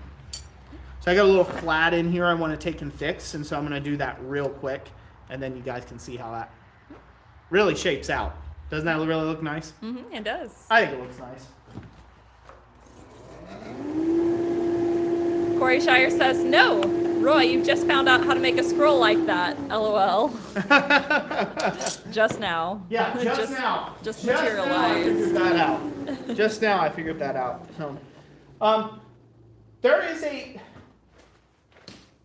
There's a troubling trend that I have been speaking out against for several years now in the blacksmithing world, and it's come because we live in a cartoonish world of Instagram reels and YouTube shorts and things like that. A lot of smiths coming into the craft, mainly new smiths coming into the craft, you put a big effort on getting something done in a heat, right? Like, because you see somebody build a whole project in 30 seconds or less, and it doesn't click the amount of time that it takes to get there. And so there's a big emphasis on doing a lot of doodles, a lot of drawing, calculating the universe and getting out and figuring out all these little like things. And then you go to the forge and you don't even know how to put a taper on the end of a bar properly. But here you are, you did all this math, you drew it real pretty in pencil, but you don't have the skills set up in the fundamentals of forging yet. And there's a disturbing trend that's going on in the world of smithing, and I've been speaking out against for like the last 3 years, is of this idea or this concept that you need to get everything perfect in one heat, and you just need to be able to just be a smithing god. You're God's gift to humanity. You're God's gift to the smithing world, and you are not. You've got to give yourself the time to learn. This is a craft that takes decades to perfect. And even then, you're still going to be learning things. Someone who's going to know something that you don't know, that's going to just totally take you to school. And you should be a constant pupil. You should be a constant person trying to take and learn as much as you can from as many people as you can, as many different types of smithing styles and hammer styles and everything else like that, and not getting bogged down and too rigid in your ways because you don't have ways yet. You haven't earned your seat at the table to be rigid in your ways, to be dead set. You've got a lot to learn. I have a lot to learn. There's so much for people to learn. Different levels of learning, but there's so much to learn out there. So blacksmiths for eons have been forging and failing. It's called making test pieces. You don't know how it's going to turn out. You're going to forge it, and you're like, wow, I made some really nice scrap metal. Sometimes that's all you're going to get out of the deal. Other times, you're going to forge a test piece, and it's going to give you feedback, and it's going to give you the information you need to then make that, masterpiece, right? That Instagram-worthy piece of ironwork. What the guys aren't telling you on Instagram, what they're not telling you on Facebook Reels, what they're not telling you on the TikToks or the YouTubes, is they're not showing you their scrap pile and how much stuff they had failed or that they didn't do. You know what I mean? How many times they failed making that billet of Damascus. I think we lost power. So, did we lose power completely? I don't know. It's kind of sketchy, but the screen's still on. Maybe it's just a momentary lapse in the internet. It's probably a lapse in internet, so. Yep, there's the rain. Yep.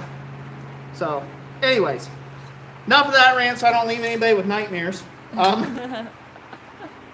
What I'm trying to say is give yourself time to figure out this craft, and don't get bogged down with thinking that you've got to take and forge something in 12 seconds or less.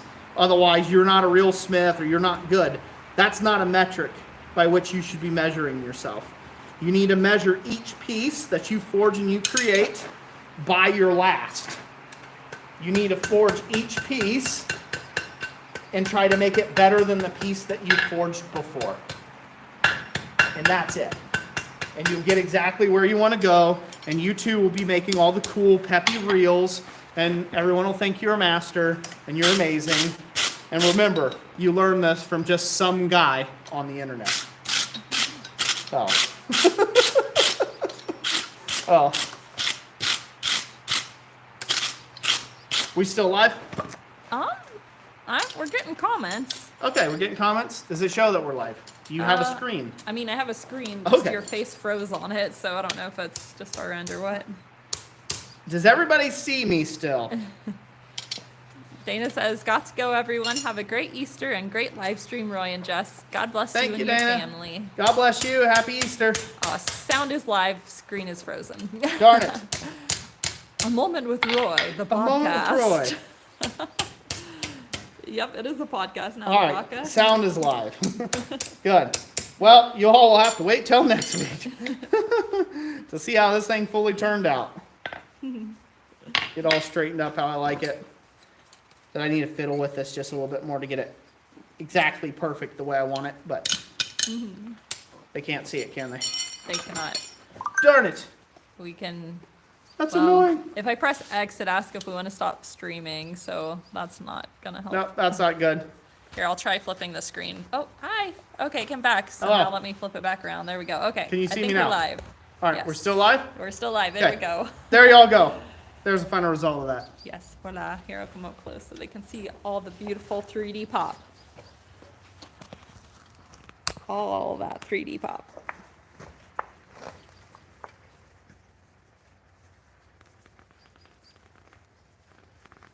Cool, huh?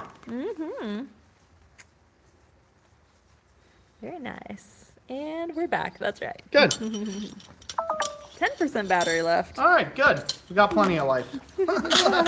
So, anyways, that's probably a good place to call it for the evening. We got storm rolling in here and all that good stuff, but and I've ranted enough for many of people.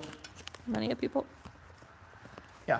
If you take anything away from the stream, just remember nothing really gets done in one heat, but it's a fool's errand. You know, like blacksmithing, crafting something with love and intention takes time. Takes a lot of time. Give yourself the time to learn it. Enjoy the process. Shut out all the other noise and just enjoy your own process and get things making and doing. And don't weigh others by whether they can get it done in 12 seconds or not, or half a heat. Because I guarantee you, there's no person alive right now that's getting this done in a heat, ever. Not happening. So, you know, not going to happen. So if you want to make cool stuff, give yourself the time to learn the skills that's necessary so you can make some really cool stuff. Yep. All right. Well, that's about all I got to say on that subject. There'll be more of that in another live stream. Sure. So, More to as I follow. continue to yell in the void. Yell out into the universe. And out into the YouTube void of things. So you can see it's a pretty big transformation from something flat like this and turn it into, you know, pop. Pop. Eric says, "Love the rants." I'm glad you love them. So you see how voluminous this is going to be. This is going to look amazing in that grill. I'm gonna really love this. So, and then when I get done with the grill's going to have all gold and silver leaf as well. So it has scrolls and silver leaf collars, and ought to be a thing of beauty, a Baroque beauty. Baroque beauty. Again, I'm trying to keep it simple. As simple as I can. Simple as 40 some odd scrolls can be. 46 scrolls, yep. Yep. Yepers. 46 scrolls, 92 tapers, 9 collars. Sounds Yep. like a beginning of a Christmas song. It does, yeah. Yep, 10 tenons, yep. Tendons. Yep, a lot of stuff. Well, but anyways, all right, everyone. Thank you so much for watching this live stream. Hopefully here in the next couple months we can get our computer back up and going for doing live streams and stuff. Get back to using the bigger cameras and get those set up. We just have not had the time. We've just been so swamped with everything. So hopefully we can do that in the next few months. Get back to having those high quality videos and with multi-camera angles and things. That's going to make this so much more rich. as we go along. So be sure to go check out our store. It's the way we support our channel. It's the way we support all the giveaways during the Great Blacksmith Christmas giveaway live stream that we do at the end of every year. It's a great way of supporting us and what we do, and it's also a great way of getting started in smithing or having some easy sellable items at craft fairs and art shows and bazaars and stuff like that. Really quick, fast. Cash and money makers, out there. So no one can argue with that. That's a pretty great way of doing it. We've got over 100 items now, and then some over there at the website. So be sure to check those out. Like I said, there's a ton of stuff on clearance. There is a boatload of things on clearance, and there's some things that look like they are in the clearance that will be back. They'll be just an adjusted size. And then there is a whole bunch more stuff coming. I've got a redesign on my A-frame and C-frame guillotine tools, not the lever arm type, just my A-frames and my C-frames. I've got a redesign on those coming here soon. And put a little teaser, I've got a little hydraulic press coming. So just for everybody I'm just going to give that out for anybody who's stuck around this long. There will be good things coming here very, very soon, hopefully in the near future. So that's it for today. God bless every last one of you. I hope you guys have a wonderful Easter, a wonderful week, upcoming week, that you guys get out in your forges and make some really beautiful things. And then looks like Jessica's reading up on a poem. Are you going to lead out with a poem? Yes, I am. You should flip the camera around. Stop having it in my face now. So. Okay. All right, everybody, you take care. Over to Jess. All right. Let's see. From Under the Chestnut Tree by our very own Adam Bleewell Smith. This one is from page 36. Smith We Know by W.O.B. He'll talk about the tariff. He'll speak of income tax. He'll tell you that our Congress and Uncle Joe are lax. He'll preach about the railroads. He'll preach about the trust. Yet he is unacquainted with his own anvil dust. He'll tell you that the country is going to the dogs, and that our old dear USA is ruled by money hogs. He says our dear big smiling prez is but a figurehead, and yet his shop for smithing appears as if it were dead. He'd call upon the system and hammer Standard Oil, and then he'll preach for hours about Japs on our soil. The Panama Canal, says he, was built upon a steel, and yet he cannot tell you how to set a wagon wheel. He'll rave about expenses for battleships and fleets, and tell you that the Army reminds him more of beets. That big long trip was costly, was foolish and a frost, and still he cannot tell you what a set of horseshoes cost. He's versed upon great problems, he knows an awful lot. He almost knows the very date when things will go to pot. He knows the regulations, rate laws, rules, and things, and yet he doesn't know how to figure stocks for rings. He's wise and you can't deny it. He knows an awful heap about just what a man should do, a fortune big to reap. But when it comes to doing, instead of talking talks, he's generally out fishing, not forging shoes or cocks. He's known about the country, abroad they've heard his name. In town, he is the victim of every gold brick game. And yet when his name is mentioned, you really must admit that all these little verses, Tom Tardy surely fit. Is that the Smith We Know? That's the Smith We Know, yep. That was a pretty good one. That was. It's fitting because, well, it was tax day this week, so yeah, why not? Yeah, paying taxes. Yep. Death and taxes, can't get out of either. All right. Oh, yep. Happy Resurrection Weekend, everybody. God bless y'all. Take care, and we will catch you on the next one. And yes, Jessica is getting younger than me. Oh, I thank you. Yeah. Well, I get older and older steadily. Thanks for that, Rob. All right. We'll talk to y'all later. God bless you. Happy Easter.